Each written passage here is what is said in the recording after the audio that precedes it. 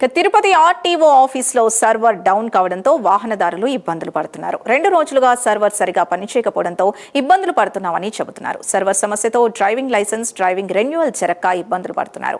Server సమస్య కారణంగా office వద్దే ప్రజలు పడిగాపులు కాస్తున్నారు.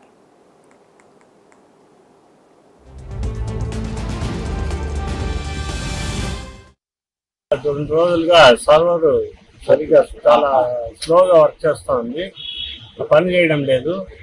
అందువల్ల ఇబ్బందులు పడుతున్నారు జనాలు. డిపార్ట్మెంట్ తరఫున క్షమాపణలు వేడుకుంటున్నాము. ఇక్కడ మీరందరూ తెలుసుకోవాల్సిన విషయం ఏమంటే, ఇది వరకు ఏ స్టేట్ కా స్టేట్ ఇంటర్నెట్ ఫెసిలిటీ ఉండేది. ఇప్పుడు అలా కాకుండా కంట్రీ వైడ్గా ఒకటే సాఫ్ట్వేర్ పెడతా ఉన్నారు. దాంట్లో వివిధ రకాలైనటువంటి స్టేట్ల నుంచి డేటా డంపింగ్ జరుగుతూ ఉంది. ఆ డేటా డంపింగ్ జరుగుతూ ఉండే దానివల్ల కొంత ప్రాబ్లం వస్తూ ఉంది.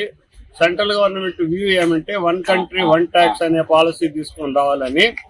అందుకోసం మొట్టమొదటిగా ఈ డేటా అంతా తిరిగి ఒకే సర్వర్లోకి ఇంపోర్ట్ చేస్తూ ఉన్నారు. అందువల్ల ఈ సర్వర్ స్లో కావడము, అప్పుడప్పుడు మరాయించడం జరుగుతూ ఉంది.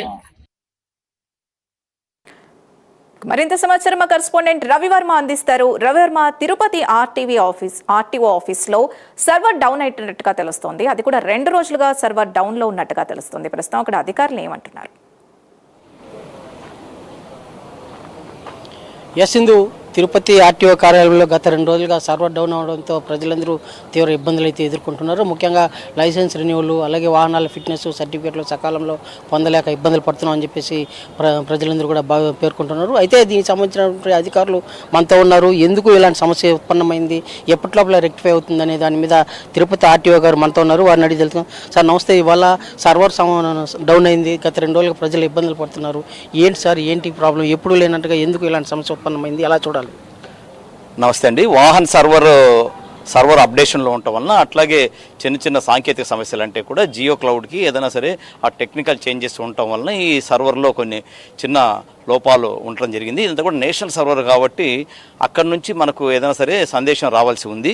వీటి కోసం ఆల్రెడీ మా యొక్క వాహన్ గ్రూప్లో, సారథి గ్రూప్లో మేమంతా కూడా ఇంటరాక్ట్ అవుతూ మా యొక్క ఉన్నతాధికారులకు నివేదించడం జరిగింది. తద్వారానే ఇప్పుడే డ్రైవింగ్ లైసెన్స్లు అన్నీ కూడా రెక్టిఫై అయిపోయి టెస్టులన్నీ కూడా కంప్లీట్ అవుతున్నాయి. అట్లాగే ఎల్ఎల్ఆర్లో ఇందాకే స్టార్ట్ అయిపోయి మళ్ళీ కూడా ప్రాబ్లం రావడం జరిగింది. ఈ ఎల్ఎల్ఆర్ కూడా 3 గంటలకు అట్లా కూడా స్టార్ట్ కావచ్చు అని చెప్పేసి పైనుంచి ఆదేశాలు జరిగింది.